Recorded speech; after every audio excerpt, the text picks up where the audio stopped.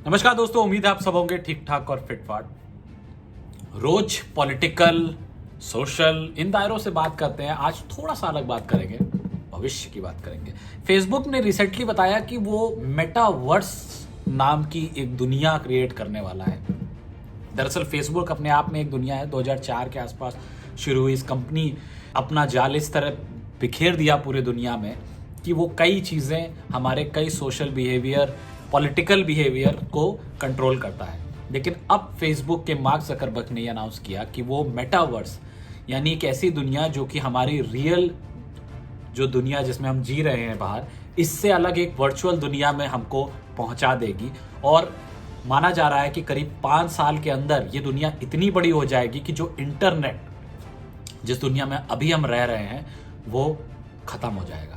जी हाँ, कैसे खत्म होगा इसके बारे में चर्चा करेंगे। पहले समझते हैं कि मेटावर्स एक्चुअली है क्या। मेटावर्स का अगर शाब्दिक अर्थ जाना जाए तो इसमें दो शब्द आते हैं, एक है मेटा और एक है वर्स। मेटा मतलब बियॉन्ड, यानी कि हमारी समझ से परे की दुनिया, और वर्स मतलब यूनिवर्स। तो मेटावर्स एक तरीके की ऐसी दुनिया है जो हमारी दुनिया से अलग या पैरेलल वर्ल्ड जिसको बोलते हैं, उस तरीके की एक दुनिया क्रिएट हो जाएगी और हम शायद उस दुनिया में जीना शुरू भी कर देंगे। हम इस एज में कोविड की वजह से पहुंच ही गए हैं जहां हम घर पे बैठ करके अपने इंटरनेट के थ्रू 2D लेवल पे चीज़ों से इंटरेक्ट कर रहे हैं। लेकिन जब हम इसी चीज़ को 3D लेवल पे इंटरेक्ट करने लगेंगे, मतलब आप फर्ज कीजिए सिर्फ उठेंगे, चश्मा पहनेंगे, आपकी टीचर सामने खड़ी होगी, 10 बच्चे अपनी अपनी डेस्क में सुंदरता से बैठे होंगे, वो भी अपने घर में सिर्फ बिस्तर के अंदर ही बैठे होंगे। लेकिन क्योंकि ये मेटावर्स है, यहाँ हर तरीके से चीज़ों को रिप्रोड्यूस किया जा सकता है। गेमिंग में मेटावर्स का बहुत बड़ा उपयोग पहले ही शुरू हो चुका है। बड़ी बड़ी कंपनियां इसमें आकर के बिलियंस की वैल्यूएशन पे खेल रही हैं। नाइट नाम का एक गेम है जिसको कि एपिक गेम नाम की एक कंपनी ने बनाया है। ये game virtual reality based game है। AR VR पे इसने बहुत काम किया है और जो रेवेन्यू पिछले 2 साल में हुआ है वो 9 बिलियन से बढ़ गया है। अब आप समझिए, $9 बिलियन से एक गेमिंग कंपनी का रेवेन्यू बढ़ गया है। इसका मतलब कि उसका स्प्रेड कितनी तेजी से बढ़ रहा है और इनके जो यूजर्स हैं वो भी जिस तेजी से इंक्रीज हो रहे हैं उसको आप देखेंगे तो आपको पता चलेगा 2017 में करीब 1 मिलियन गेमिंग यूजर्स थे जो कि 3D वर्ल्ड में यानी वर्चुअल रियलिटी में गेम्स खेल रहे थे। 2020 तक आते आते ये नंबर 350 मिलियन पहुंच गया है ग्लोबली।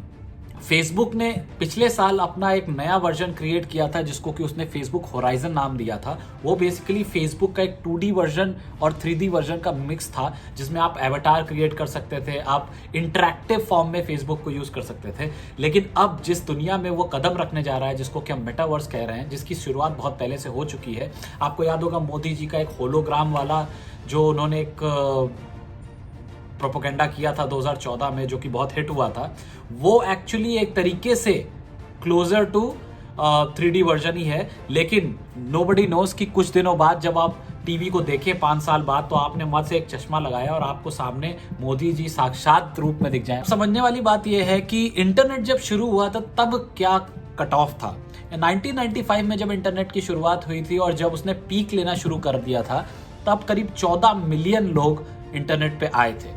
ये शुरुआती दौर है। अब अगर वर्चुअल रियलिटी का एक्सेप्टेंस इस तेजी से बढ़ रहा है तो जरूरी बात यह है कि हमें देखना चाहिए कि क्या 5 साल में वाकई चीजें चेंज हो जाएंगी।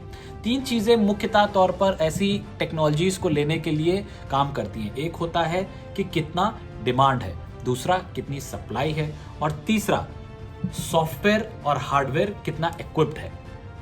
डिमांड के बारे में हमने बात कर ली कि क्योंकि इतने सारे यूजर्स ऑलरेडी VR को एक्सेप्ट कर रहे हैं तो डिमांड तो नॉर्मल से बहुत ज़्यादा यानी अपने क्रिटिकल लेवल को पार कर चुकी है। सप्लाई एंड पे अगर हार्डवेयर और सॉफ्टवेयर की बात की जाए तो सॉफ्टवेयर को इक्विप करने के लिए कंपनी जैसे कि फेसबुक, जैसे कि Amazon सामने आई है और यही बिग प्लेयर्स जो है वो हार्डवेयर को भी क्रिएट कर रहे हैं।